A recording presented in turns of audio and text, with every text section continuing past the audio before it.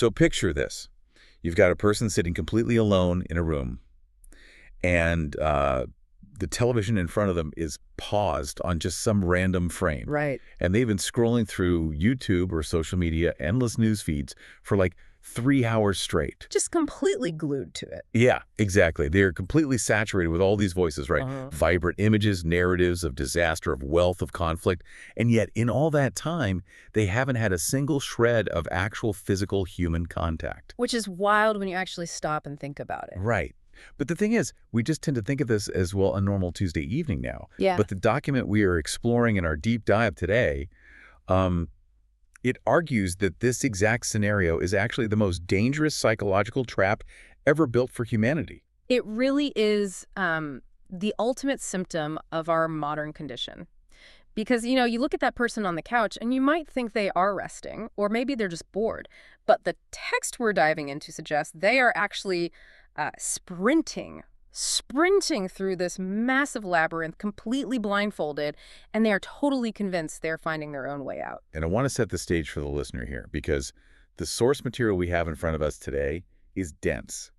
It is deeply provocative, and it carries a title that is basically designed to arrest your attention immediately. Yeah, it definitely doesn't pull any punches with the title. No, it doesn't. It's a Spanish document called Polígono del Pene, which translates directly to polygon of the penis. And look, I know that title is jarring. It's meant to be. Exactly. Yeah.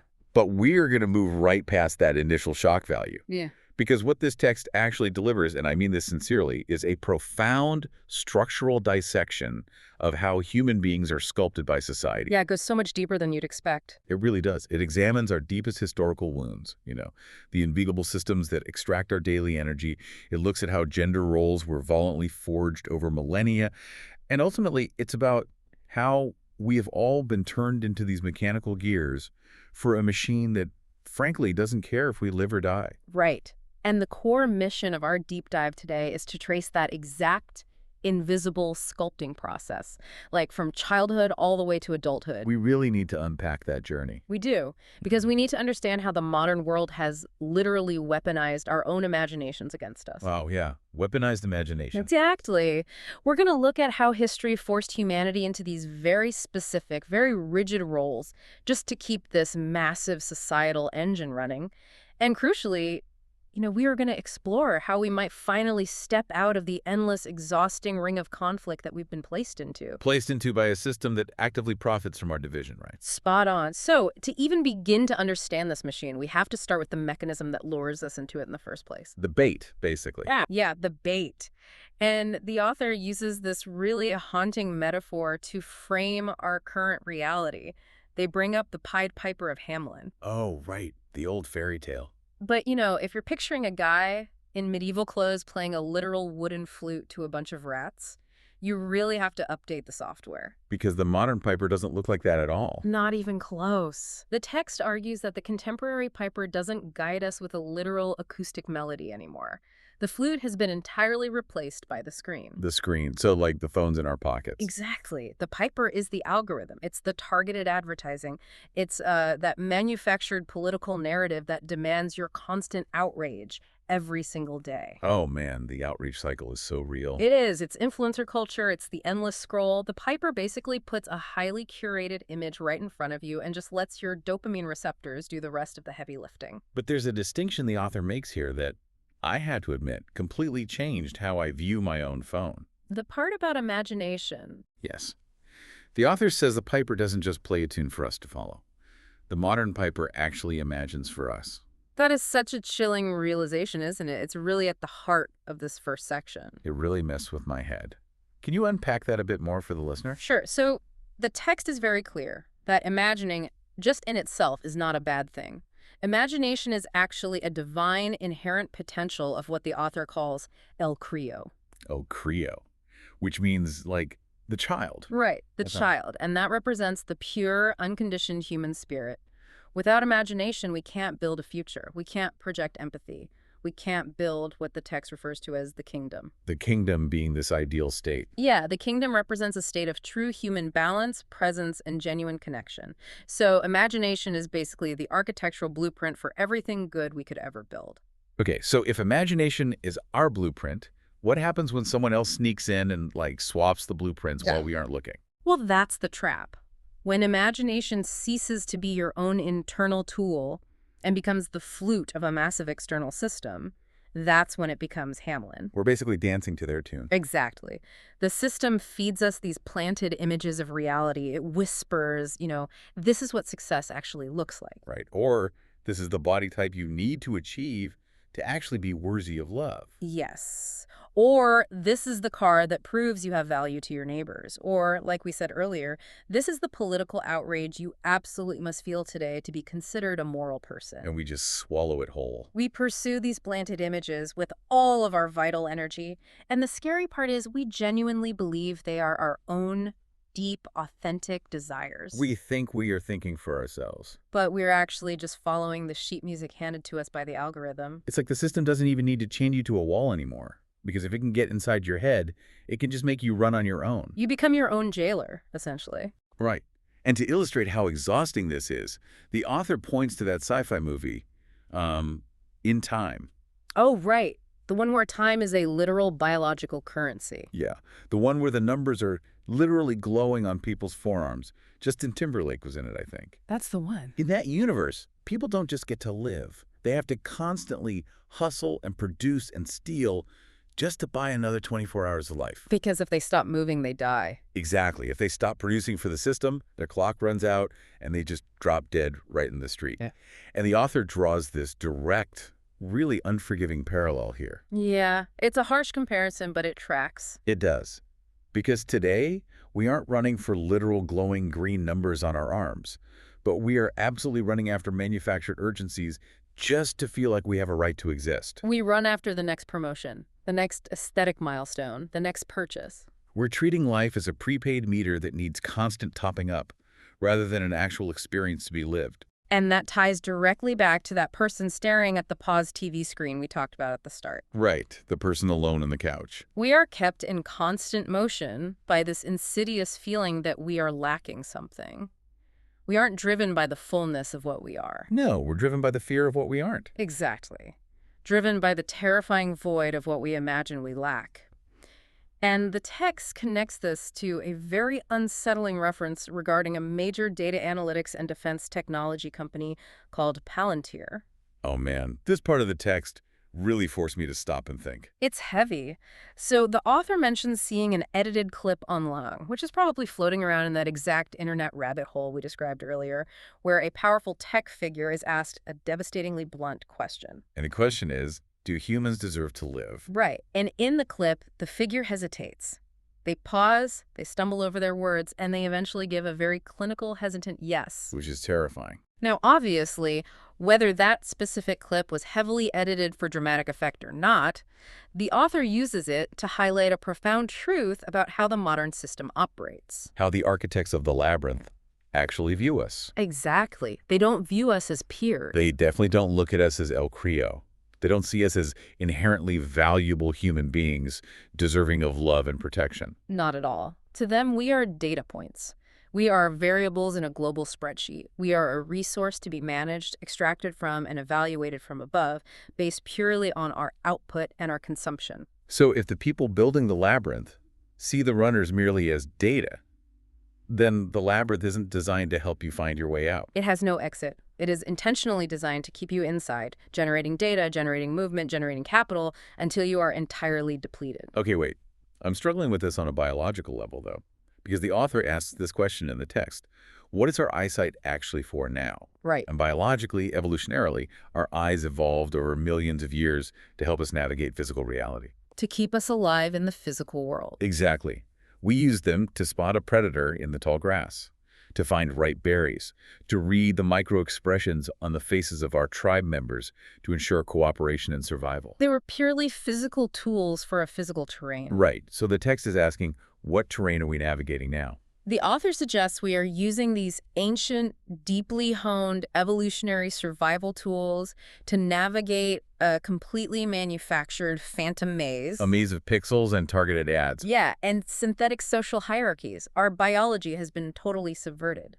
The eyes, which were meant to find a path out of danger, have become the very doorway through which the labyrinth enters us. Okay, I see what the text is saying, but let me try to map this to an analogy. Let's look at the classic rat in a maze experiment. Okay, lay it on me. A rat uses its eyes, its whiskers, its sense of smell to cautiously explore. Right, it Oh. pokes in the walls, it slowly learns the layout, but eventually, if you condition it enough with cheese and electric shocks, the rat memorizes the maze so perfectly that it doesn't even need its physical senses anymore. It just runs the route on pure conditioned reflex. That's on autopilot. Yeah. But humans aren't rats. I mean, we still look at things, don't we? We aren't fully blind. Do we, though? Or do we just confirm what we already expect to see? Oh. Wow. The author's point here is that when the labyrinth lives inside you, your eyes are no longer exploring reality. They are just confirming a route you've already been programmed to take. So we're just running on autopilot. Think about how you drive a familiar commute to work. You aren't really seeing the road, are you? No, my brain is just playing a pre-recorded tape of the route while I think about, like, an argument I had at work. Exactly. Now apply that to how you navigate your entire life, your career, your relationships. Have we memorized the corporate digital maze so well that we aren't even truly looking at our lives anymore? We are just blindly following the GPS coordinates the Piper feeds us. Okay, so if our disembodied imaginations are this vulnerable to being hijacked by the digital flute, how do we anchor ourselves? We need a grounding mechanism. Right. If my eyes are just confirming the maze, what is the tool I use to actually break out? And the text is an answer that really surprised me. It's not what you'd expect. It's not like meditate for an hour a day or delete your social media apps. No, the anchor the author points to is physical curiosity. It's the body. Physical curiosity. The text creates a very sharp, very deliberate dichotomy here that I think we really need to dissect. Yeah, the contrast between embodied curiosity versus disembodied imagination. Let's explore that. Yeah. What exactly does the author mean by embodied curiosity? Think about curiosity when it is strictly wrapped in the physical body. It becomes a trade. It becomes a tool. It becomes a deeply grounded means of survival. So hands-on stuff. Yes. It's about touching things, fixing things, manipulating physical reality in real time with your own hands. And the author grounds this directly in their own life experience as a technician. Someone who works directly with machinery every day. Right. The author talks about how they didn't become paralyzed by the existential dread of the future, that abstract anxiety that Piper constantly pumps into us. Because they use their hands. Exactly. They figured out why a commercial refrigerator wouldn't cool, or why a machine was making a strange grinding noise, why a circuit wouldn't close. They physically took objects apart. They listened to the hum of the machinery. They smelled the burning wires. That is knowledge that has passed entirely through the body, through physical trial and error. And that embodied curiosity became their daily bread. And more importantly, it became their psychological freedom from the Piper's illusions. That makes a lot of sense. Because when you can manipulate physical reality to sustain yourself, when you understand the physical laws of cause and effect right in front of you, You are far less vulnerable. yeah, you're less vulnerable to the manufactured abstract urgencies of the digital maze. Embodied curiosity produces real, tangible knowledge that no algorithm can just overwrite. Right. But then you have the flip side of this dichotomy. Disembodied imagination. This is where the real danger lies.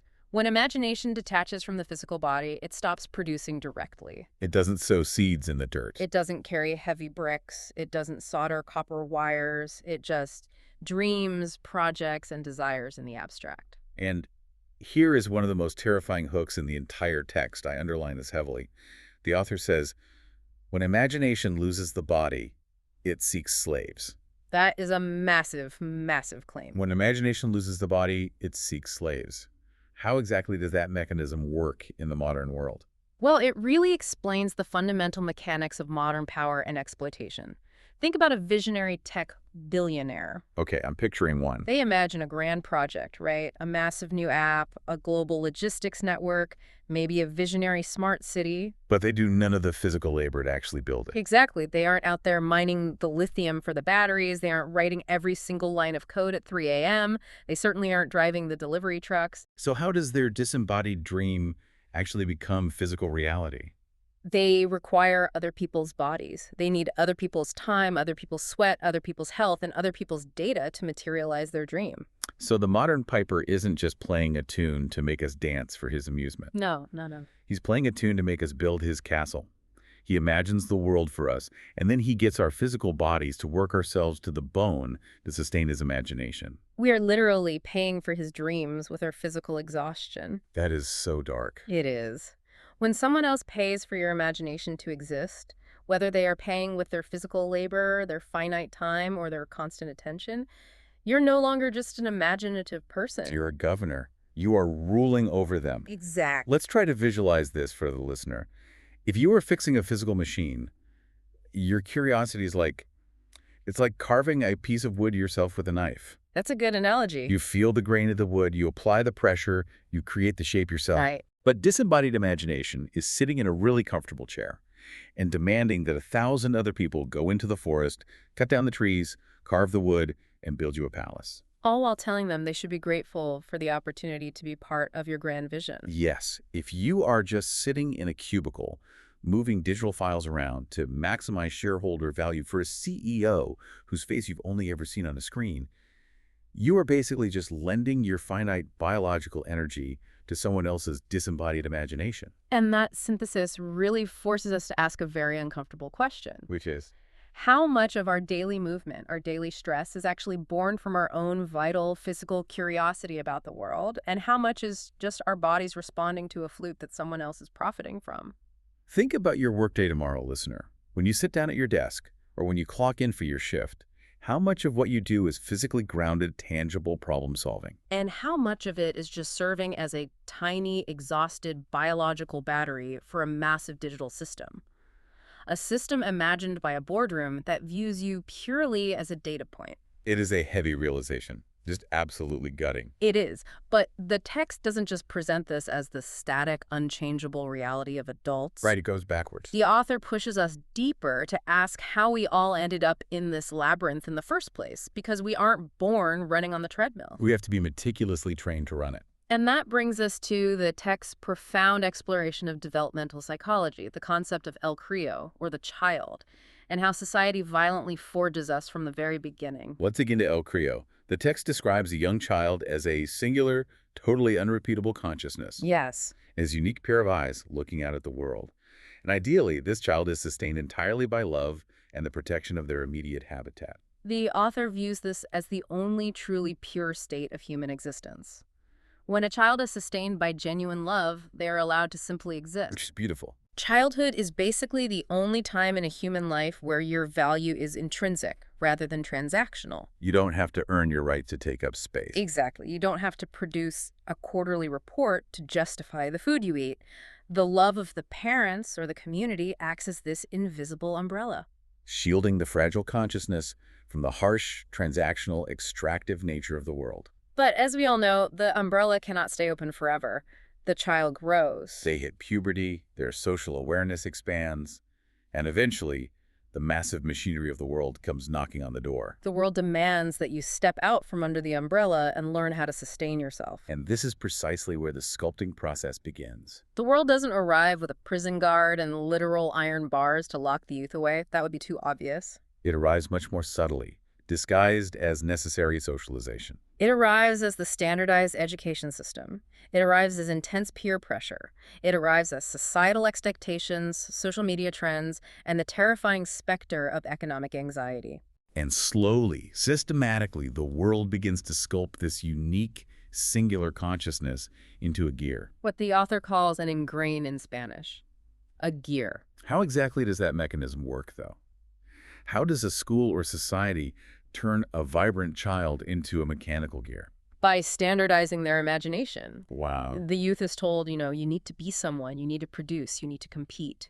What is your profession going to be? The natural, healthy, biological instinct to learn how to survive in the environment gets completely hijacked by the world. The world says to survive, you cannot just be yourself. You must become this specific shape that fits perfectly into my machine. You must learn to desire the exact same status symbols everyone else desires. Right. You must learn to fear poverty and social exclusion, just like everyone else. Education often stops being about actually nurturing curiosity. It just becomes a sorting mechanism. Exactly. A sorting mechanism to determine which slot on the assembly line you are best suited for. So the young person ends up trading their unique internal imagination, their authentic self, for a pre-packaged societal identity. They think they are choosing their path, but they are often just picking an avatar from a pre-approved drop-down menu. The text says something really striking about this illusion of choice. You might decide at 18 to become a corporate lawyer, or a software engineer, or an accountant. And you think, I have exercised my free will, I have chosen my route. Right, but the author provides a devastating reframing of that exact moment. They write, you choose the route in an instant. The route chooses you for years. Let's really unpack that because it's so important. Let's do it. You make a choice on a random Tuesday when you're 18 years old to declare a major. Why? Because society tells you it's a smart, practical choice. Sure. But then that single instant choice dictates your entire reality for the next 40 years. It dictates your waking schedules, It dictates the crippling student debts you have to carry. the specific peer group you interact with, your baseline stress levels, your vocabulary. Even your physical posture from sitting in that specific ergonomic chair for decades. You step onto the assembly line, and the line moves you. That is the literal forging of the gear. You think you made a free choice because you were allowed to pick which door to walk through. But once you walk through it, the machinery takes over. The relentless schedules, the corporate hierarchies, the performance reviews, they file down your rough edges, they polish you. They strip away your idiosyncrasies until you are a perfectly functional, completely replaceable piece of the system. Right. But wait, I have to play devil's advocate here. Right. I'm struggling with this a bit. Oh, for it.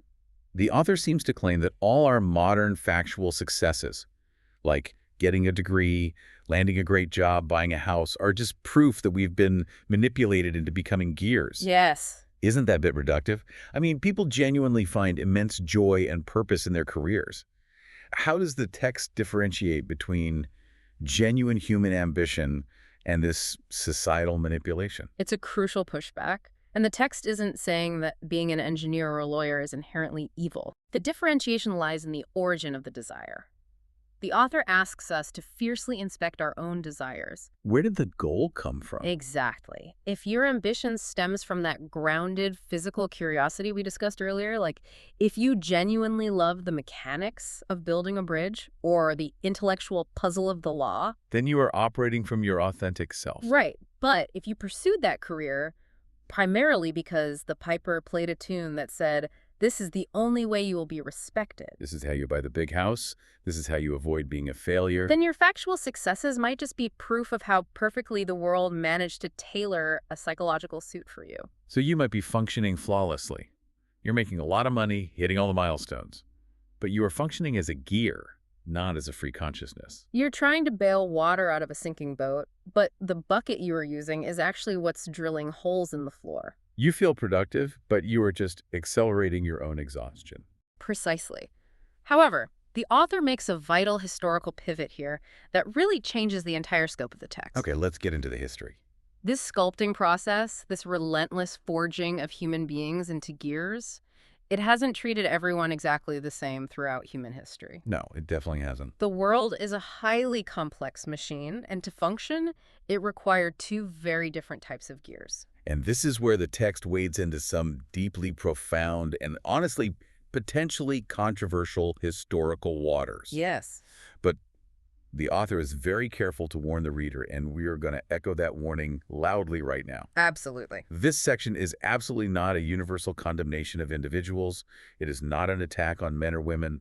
It is a structural observation of how the world, over millennia, carved humanity into two very distinct gendered gears. The author defines them functionally as the external gear and the internal gear. Let's break those down. Historically, men were forcibly forged as the external gear. Their societal role was oriented entirely outward. Providing resources, protecting the perimeter. Facing external physical danger, hunting and defending against rival groups. And women, conversely, were forged as the internal gear. Right. Their role was oriented entirely inward, maintaining the physical and emotional habitat, raising El Crío, Guaranteeing the continuity of the group and cultivating the early virtues of the next generation. Now, at first glance, someone might hear that and think, well, okay, standard historical gender roles. What's new here? Right. But the author traces this back to human prehistory to explain the exact mechanism of how this division of labor mutated into something incredibly toxic. Because it wasn't always a toxic power dynamic, right? Exactly. When humans were nomadic hunter-gatherers, moving constantly, the external physical force of the male was an absolute necessity. To fight off literal predators. Mm. Lions, bears, Hmm. rival nomadic tribes. The internal and external roles were a shared, balanced survival mechanism. But then, a massive cataclysmic shift occurred in human history. The agricultural revolution. Yes. Humans became sedentary. We stopped constantly moving and started planting crops, building permanent villages, hoarding grain, and claiming strict boundaries of territory. Why did farming cause this toxic shift, though? What is the mechanism there? Think about the economics of it. When you are a nomad, your wealth is only what you can physically carry on your back. Right. You're traveling light. But the moment you plant crops, you have a movable property. Property requires fences, it requires defense. And it requires inheritance. Because you want to pass your land to your legitimate offspring. Suddenly, tracking lineage becomes paramount. And to guarantee your lineage, controlling reproduction, which is the domain of the internal gear, became an absolute economic and social necessity for the external gear. So when we built walls and stopped fearing the external beast so much, all that aggressive, outward protective force of the male gear didn't just evaporate. No, it didn't. It had nowhere to go, so it turned inward.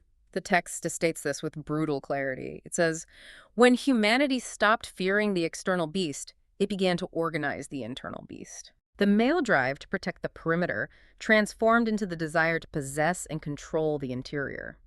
And the author uses the biblical story of Cain and Abel to symbolize this profound shift. Cain is the agriculturalist, the sedentary one who builds walls, hoards property, and ultimately kills his brother to establish dominance. While Abel is the nomad, the shepherd whose wealth moves with him. Yes, and the enduring historical preference for Cain's model, the model of sedentary control, rigid property lines, and aggressive dominance, marks the precise moment the world truly became a soulless machine. So the external gear essentially invaded and colonized the internal gear. The text has a chilling insight here. It says women became the first internal boundary. They weren't physically devoured by predators anymore, but their voices were devoured by the system. The village built houses to protect women from the rain, but it also built silences to control them. That is the great tragedy of the sedentary shift. The internal gear, the habitat, the deeply sacred space where human virtues are formed and children are loved unconditionally, became entirely subordinated to the external gear of property, power, and physical force. Women's voices were completely fenced in.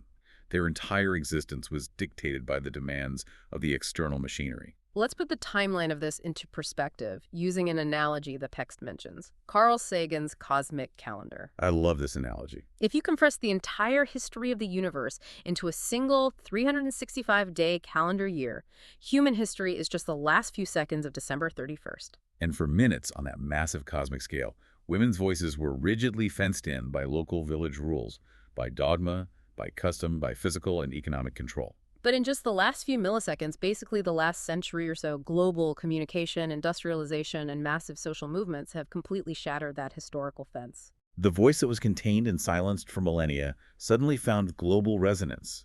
Women legitimately, rightfully, and necessarily demanded absolute freedom from that historical enclosure. They demanded to speak, to vote, to participate economically, to be recognized as fully equal consciousnesses, not just as subordinate internal gears managed by the men. But if I'm reading the text's logic correctly, this is where the author drops a massive structural critique. Yes, a huge one. The cage was broken. Huh. But did the bird actually fly into the open sky? Or did the system just build a larger, invisible enclosure? That is the exact pivot the author makes, leading us into a profound and frankly disturbing critique of modern corporate liberation. Because according to the text, when women demanded their rightful freedom, the world, this grand invisible system that wants to turn everyone into an extractive gear, didn't actually surrender. The system didn't lose. It adapted. It offered what the author terms a false liberation. The text proposes a highly controversial but deeply compelling structural thesis here. When women sought freedom from the historical enclosure of the home, the world didn't dignify the vital habitat they had been maintaining. It didn't pause and say, you're right. The internal work of raising El Crío, of cultivating empathy and virtue, is actually just as valuable, if not more valuable, than conquering the external corporate world. No, the system would never say that because the system doesn't profit from empathy. Instead, the world said, you want to be free. Fantastic. Come join the exact same exhausting, soul-crushing external machinery that has already been chewing up and spitting out men for centuries. Come be a gear on the assembly line with us. Come climb the corporate ladder. Come get stressed about quarterly earnings. Come commodify every single waking hour of your time. The system executed a brilliant evil trick. It redefined the fundamental concept of sustenance into addition. That's a key point. Historically, sustenance meant food, basic shelter, and crucially, human presence. A parent physically being there to raise the child. But the world artificially inflated our baseline needs. It told us we needed better cars, more social status, infinite digital subscriptions, bigger houses in better zip codes. It made life so artificially expensive and culturally demanding that it effectively forced both the external gear, the man, and the internal gear, the woman, into the relentless workforce. Let me play devil's advocate here, though. Go ahead. Entering the workforce did give women vital financial independence. The text can't ignore that reality. Being financially dependent on a man was a trap. The text absolutely doesn't ignore the necessity of financial independence. What Yeah. it does is question the nature of the system granting that independence. Right. The text asks, what did they become independent to do? To serve the same exhausting, emotionally bankrupt corporate machine that has historically destroyed men's souls. That isn't true liberation. That is just equal opportunity exploitation. The system won on all fronts. It gained double the gears, double the taxpayers, double the frantic consumers. And the habitat, the home, the space of unconditional love and presence for the child was left entirely empty. They both have to work grueling hours just to afford to buy the child's future. But ironically, by both being consumed by the external machine, they are entirely depriving the child of their present. To illustrate the psychological toll of this, the text brings up testimonies from highly successful female executives. These are women who fought incredibly hard, broke through massive glass ceilings, and reached the absolute pinnacle of the corporate mountain. They became CEOs, board members, partners at huge law firms. But the testimony reveals a profound, quiet agony. They looked down from that corporate peak, the peak society told them was the ultimate goal of liberation, and realized that to climb it, they had to sacrifice the nurturing valley of their children's early years. They missed the first steps. They missed the quiet afternoons. They missed the thousands of micro moments that actually forge a human soul. They won the exact game the world told them to play. But they realized the prize, a corner office and a stock portfolio, wasn't worth the cost of outsourcing the formation of their own children. And that brings us to the second example the author uses, pulling from ancient philosophy, Plato's Republic. Thousands of years ago, Plato was deeply anxious about the nanas, the nannies or caretakers. He worried about these caretakers telling twisted, unregulated, or frightening myths to young children, children whose minds were far too tender to distinguish literal truth from allegorical fiction. Plato understood that the stories you feed a child in their earliest years permanently shape the soul of the future citizen. So if both parents are completely exhausted by the external machine who is telling the myths to the children today, what is our modern equivalent of Plato's nanas? It's the tablet. It's the iPad. The tablet is the algorithmic nanny. It delivers a constant, unregulated stream of hyperstimuli, flashing colors, unboxing videos, manufactured desires directly into the tender, unformed mind of the child. And it does it with zero human empathy. A tablet doesn't know if a child is sad or scared or overwhelmed by what they are seeing. It cannot read the child's breathing. It just autoplays the next video to keep the eyeballs glued to the screen. It is the ultimate victory of the Pied Piper.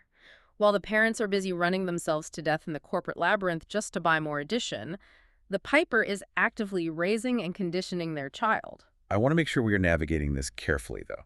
The critique here is leveled entirely at the hyperproductive capitalist machinery, not at the individuals trying to survive it. Exactly. The machine didn't liberate the woman from sacrifice. It just aggressively changed her altar. She used to sacrifice her voice and autonomy for the domestic home.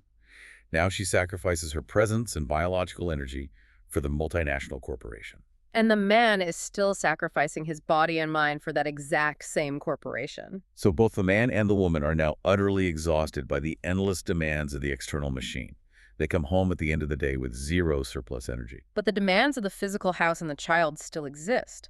This creates a massive vacuum of energy and patience. And because they are too tired to dismantle the invisible societal machine that is draining them, Yeah. what do? They blame each other, which perfectly transitions us into the concept of the engineered boxing ring. Yes, the boxing ring. When two individuals, already filed down and stressed by the demands of the world, decide to have a child, they enter a new family condition. And this condition is incredibly fragile and demanding. It requires maximum output from both the internal and external gears to provide that inflated sustenance we talked about. But because each partner is so depleted, they only clearly see the weight of their own burden. Right. The man sees the relentless pressure to provide, the constant fear of losing his job in a volatile economy, the crushing weight of the mortgage, the historical expectation that he must never ever show weakness. And the woman sees the impossible, maddening balancing act of her career, the invisible mental load of managing the household schedule. The intense biological guilt of not being present enough for the child. Yeah. And the heavy historical weight of systemic inequality. And the world, brilliantly and maliciously, places them into an engineered boxing ring to fight one another over these exact burdens. The text makes one of its most profound points here about the administration of the wound. The administration of the wound, that concept stopped me in my tracks. It's incredible. The author argues that the world takes legitimate, painful historical grievances, like the very real, centuries-long subjugation of women. And instead of actually healing those wounds, it weaponizes them. It uses them as perpetual fuel. There's a brilliant quote in the text regarding historical conquest. The homeland doesn't belong to the conqueror. It belongs to whoever administers the wound. It's a staggering insight into how power operates. The system actively profits from keeping the gender war alive. It turns what should be a deeply complementary partnership, two parents trying to raise a healthy child, into a brutal, emotionally exhausting competition. A competition of who does more around the house and who suffers more under patriarchy or capitalism. The system doesn't want the historical wound to heal, because angry, divided, competing people are excellent consumers. When you are fighting with your partner, you buy things to self-soothe. You work harder to prove your independence. You remain a compliant, distracted worker. We talked earlier about bailing water out of a sinking boat. The world has handed both partners a bucket, but instead of bailing water out of the boat, they are using the buckets to hit each other over the head. While the boat continues to sink, they are generating massive amounts of energy, working 60-hour weeks, managing side hustles, organizing childcare, arguing about chores. Just to sustain the endless addition demanded by the world. But they aren't actually moving forward. They're completely stationary in their spiritual growth. And the kingdom, that state of true balance, peace, and recognition of the child's absolute unconditional value, remains entirely out of reach while they are busy fighting each other in the world's brightly lit ring. They are too busy throwing punches and keeping score to realize they are both trapped in the exact same cage. The text suggests the world didn't resolve the historical wound. It just handed out boxing gloves and sold tickets to the fight. Think about the arguments you see constantly raging on social media about gender dynamics, about high-value men or women, about who owes what to whom. Are we actually fighting for true balance and mutual understanding? Or are we just flawlessly obeying the rules of a boxing match designed by the piper? Designed to keep us distracted from the fact that the algorithmic nanny is raising our kids. It is a deeply uncomfortable mirror to look into. But to truly step out of that ring, the author argues that we must look at the deepest, most uncomfortable symbols of this historical war. We have to strip away the societal armor completely. And that brings us to the climax and the titular concept of the source material. Yes, we have finally arrived at the polygon of the penis. Now, as we said at the beginning, the author explicitly states, and we want to reiterate clearly, this is not some cheap, retaliatory parody of the vagina monologues. Right. It's not a men's rights manifesto saying, hey, but about us, we suffer too. Far from it. Go. The author specifically uses the word polygon rather than monologue to signify a multifaceted, highly complex approach to the subject. It is a deeply philosophical, vulnerable confession of the male flesh. It's an attempt to understand how the male physical body was also drafted into the world's machinery from birth. The philosophical grounding here is incredibly profound. The author points out that the penis was not born a sword. It was not born a scepter. It was not born a symbol of conquest or a measure of societal worth or a tool of systemic oppression. It was born simply as innocent flesh on a child, on El Crío. But the world arrived very early in that young male child's life and ruthlessly weaponized that flesh. The system handed the little boy a metaphorical sword and told him, this is your entire identity. True manhood means conquering the external world. It means providing without ever complaining. It means dominating space. It means never showing vulnerability, never crying when you are hurt, never admitting failure. The text argues that men have been forced to carry this massive, suffocating symbolic weight for millennia. They were drafted to be the external gear, the rigid guards of the societal prison. But here is the tragic irony the author points out. Men are guarding a prison that also entirely enslaves them. They are trapped by the very heavy armor they were told makes them powerful. There is a conceptual core to this confession in the text that is just heartbreaking in its clarity. The male flesh speaks directly. And it says, I did not ask to rule. I was dressed as a sword before I asked for a war. I was dressed as a sword before I asked for a war. That line captures the entire tragedy of the male experience under this system. The text is asking us to hold two complex truths at the exact same time. Yes, the vagina was historically silenced, fenced in, and treated as conquered territory. That is a real, undeniable, horrific wound. But the penis was also drafted into a relentless, soul-crushing mandate of performance and emotional suppression. Both are victims of the world's machinery, just utilized for different functions. The author describes modern man as suffering from a chronic historical indigestion. He has been forced to swallow far too much of the external world. Too much brutal competition, too much silent stoicism, too much pressure to relentlessly produce capital. He is physically and spiritually sick from it. And the urgent warning the text offers is that women, in their completely understandable righteous quest for freedom and equality, are now being handed that exact same toxic cup to drink from. By entering the corporate labyrinth on the system's terms, they are fighting for the right to get the exact same fatal indigestion. Wait, let's explore the vulnerability of this framing for a second. When you really look at what the author is doing, he is stripping away the male ego completely. The ego is what the world builds around the flesh to protect the gear. Exactly. The author is saying that when the flesh speaks from the ego of the world, from the heavy conditioning of the external gear, it brags, it dominates. It throws aggressive punches in the boxing ring. But when it speaks from the innocence of the child, from the pure, untainted flesh before the world arrived, it simply confesses. It admits how unbelievably tired it is of carrying the heavy sword. It admits it wants to put the armor down. It is an incredibly liberating reframing of gender relations. It asks us to view historical gender roles not simply as a binary black and white battle of evil male oppressors and innocent female oppressed, but as two different, deeply tragic drafts into the same soulless army. The world drafted men to be the blunt, unfeeling instruments of the exterior. and drafted women to be the silenced maintainers of the interior. And now, in the modern era, it wants to grind them both down in the exterior, while the interior, the home, the child, is left entirely to the algorithms. Imagine how radically liberating it might be to just drop the boxing gloves, to look across the kitchen table and realize your partner isn't your enemy, isn't your oppressor. But is your fellow prisoner of war. You are both exhausted by the same piper. It changes the entire paradigm of how we relate to one another. If we synthesize the journey of this entire deep dive, it is a staggering intellectual arc.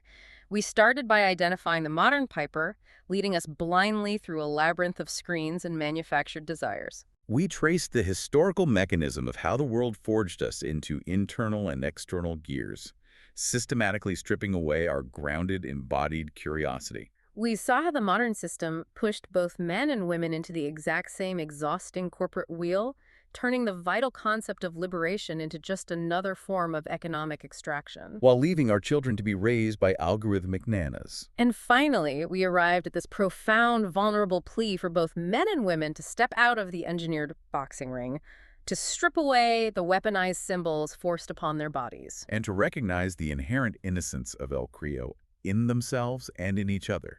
It is a massive amount of philosophy to process, and it challenges the fundamental ways we live our daily lives. It really does. But I want to leave you with one final thought, a thought that builds on everything we've unpacked today. We talked about how the world trains us like lab rats, conditioning us with the cheese of status and the electric shocks of economic fear. Until we run the labyrinth on pure autopilot. Right, but think about the basic mechanics of that experiment. The moment a rat simply stops running for the cheese, the maze loses its entire power. The maze just becomes a collection of walls. But the scientist running the experiment, well, the scientist loses their job. Exactly. The flautista, the piper, only exist as long as we keep dancing to the music of our own anxiety. So what if the most radical, rebellious, world-changing thing you could do for El Crio, for the next generation, and for the exhausted child still living inside you, isn't to fight harder in the ring? What if it isn't to climb higher on the corporate mountain or to finally win the bitter argument about who is more exhausted? What if the ultimate rebellion is to simply sit down, look your child or your partner or yourself directly in the eyes, and let the piper's music play to an empty room?